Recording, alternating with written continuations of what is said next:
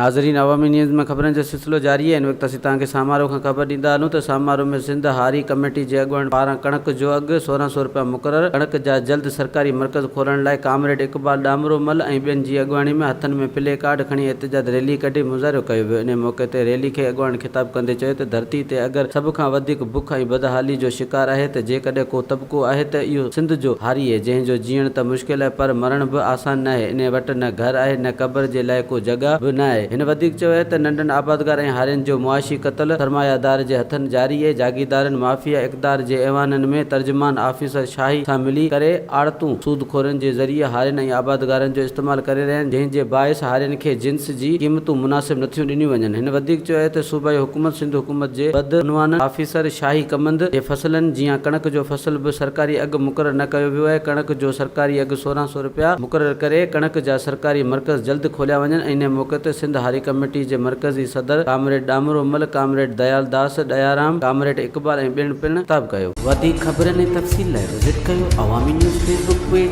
YouTube page ऐं अवामी news website.